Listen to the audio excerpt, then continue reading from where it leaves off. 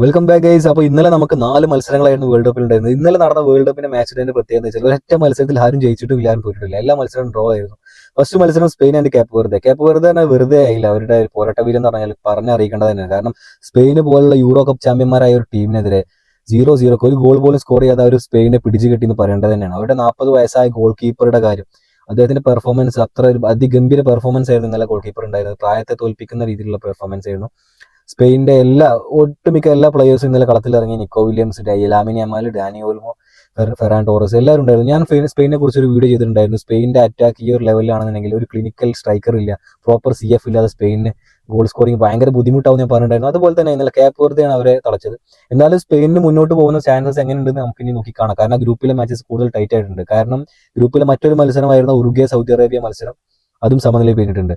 ആ മത്സരം 1-1 സമനിലയിലാണ് ഉണ്ടായത്. ഉറുഗ്വേക്ക് വേണ്ടി അറോജ ഗോൾ നേടി, സൗദി അറേബ്യയുടെ ഗോളും മറ്റൊരു കോർണറിലായിരുന്നു. അപ്പോൾ സൗദി അറേബ്യ ഉറുഗ്വേ മത്സരം നല്ല ആവശ്യമുള്ള മത്സരമായിരുന്നു. പക്ഷേ ഇരു ടീമുകൾക്കും തോൽക്കാൻ മനസ്സില്ലാതെ ഡ്രോയിലോട്ടാണ് കളി പോയിട്ടുണ്ടായിരുന്നത്. അപ്പോൾ ഗ്രൂപ്പിലെ 2 മത്സരം സമനിലയിൽ പിരിഞ്ഞതോട് കൂടിയിട്ട് ആ ഗ്രൂപ്പിലെ ഇനിയുള്ള മത്സരങ്ങൾ ഭയങ്കര ടൈറ്റ് ആയിട്ടുണ്ട്. കാരണം ഇനിയുള്ള 2 മത്സരങ്ങളാണ് ഓരോ ടീമിനും ഉണ്ടാവുക.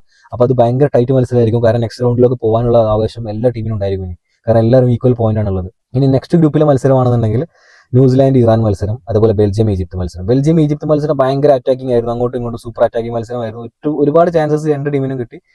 മത്സരം 1-1 സമനിലയിലാണ് ഉണ്ടായിരുന്നത്. ആദ്യത്തെ ഗോൾ ഈജിപ്ത് നേടി, സലായുടെ അസിസ്റ്റിൽ നിന്നായിരുന്നു ഫസ്റ്റ് ഗോൾ വന്നിട്ടുണ്ടായിരുന്നത്. സെക്കൻഡ് ഗോൾ ലുക്കാക്കു ഇറങ്ങിയ നിമിഷങ്ങളൊക്കെ തന്നെ ലുക്കാക്കു സമനില ഗോൾ പിരിക്കുകയാണ് ഉണ്ടായത്. അപ്പോൾ ആ മത്സരം 1-1 സമനിലയിൽ പിരിഞ്ഞു. രണ്ടാമതുണ്ടായത് നമ്മുടെ ഇറാൻ വേഴ്സസ് USA മത്സരം. USA നിങ്ങൾക്ക് അറിയാം, ഇറാൻ യുദ്ധം കാരണം ഒരുപാട് വിലക്കുകളുണ്ട്. ഇറാന്റെ ഫാൻസിന് ഒരുപാട് വിലക്കുകളുണ്ട്. എന്നാൽ പോലും ഇറാൻ USA കാണിച്ച പോരാട്ടവരും അത് എടുത്തു പറയേണ്ടതാണ്.